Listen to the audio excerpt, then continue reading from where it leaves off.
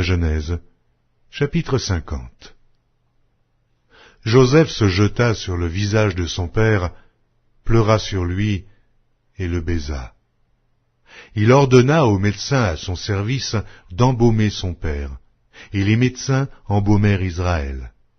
40 jours s'écoulèrent ainsi et furent employés à l'embaumer, et les Égyptiens le pleurèrent 70 jours. Quand les jours du deuil furent passés, Joseph s'adressa aux gens de la maison de Pharaon et leur dit, « Si j'ai trouvé grâce à vos yeux, rapportez, je vous prie, à Pharaon ce que je vous dis. Mon père m'a fait jurer en disant, « Voici, je vais mourir. Tu m'enterreras dans le sépulcre que je me suis acheté au pays de Canaan. Je voudrais donc y monter pour enterrer mon père, et je reviendrai. » Pharaon répondit, « Monte, et enterre ton père comme il te l'a fait jurer. » Joseph monta pour enterrer son père. Avec lui montèrent tous les serviteurs de Pharaon, anciens de sa maison, tous les anciens du pays d'Égypte, toute la maison de Joseph, ses frères et la maison de son père. On ne laissa dans le pays de Goshen que les enfants, les brebis et les bœufs. Il y avait encore avec Joseph des chars et des cavaliers, en sorte que le cortège était très nombreux. Arrivés à l'ère d'Atad, qui est au-delà du Jourdain, ils firent entendre de grandes et profondes lamentations. Et Joseph fit en l'honneur de son père un deuil de 7 jours. Les habitants du pays, les Cananéens, furent témoins de ce deuil dans l'ère d'Atad, et ils dirent, « Voilà un grand deuil parmi les Égyptiens. » C'est pourquoi l'on a donné le nom d'Abel Mitzraïm à cette ère qui est au-delà du Jourdain. C'est ainsi que les fils de Jacob exécutèrent les ordres de leur père.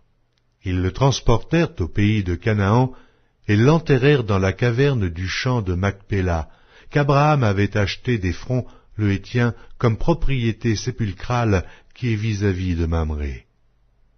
Joseph, après avoir enterré son père, retourna en Égypte avec ses frères et tous ceux qui étaient montés avec lui pour enterrer son père. Quand les frères de Joseph virent que leur père était mort, ils dirent, « Si Joseph nous prenait en haine, et nous rendait tout le mal que nous lui avons fait. » Et ils firent dire à Joseph, « Ton père a donné cet ordre avant de mourir. Vous parlerez ainsi à Joseph. Oh, pardonne le crime de tes frères et leurs péchés, car ils t'ont fait du mal. Pardonne maintenant le péché des serviteurs du Dieu de ton père. » Joseph pleura en entendant ces paroles. Ses frères vinrent eux-mêmes se prosterner devant lui, et ils dirent, « Nous sommes tes serviteurs. » Joseph leur dit, « Soyez sans crainte, car suis-je à la place de Dieu? Vous aviez médité de me faire du mal.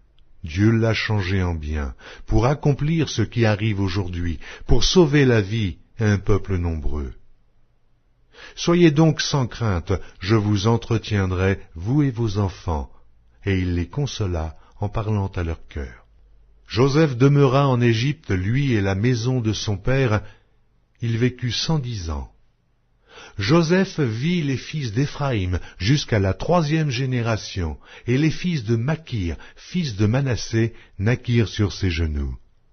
Joseph dit à ses frères, « Je vais mourir, mais Dieu vous visitera, et il vous fera remonter de ce pays-ci dans le pays qu'il a juré de donner à Abraham, à Isaac et à Jacob. » Joseph fit jurer les fils d'Israël en disant, « Dieu vous visitera, et vous ferez remonter mes eaux loin d'ici. » Joseph mourut âgé de 110 ans.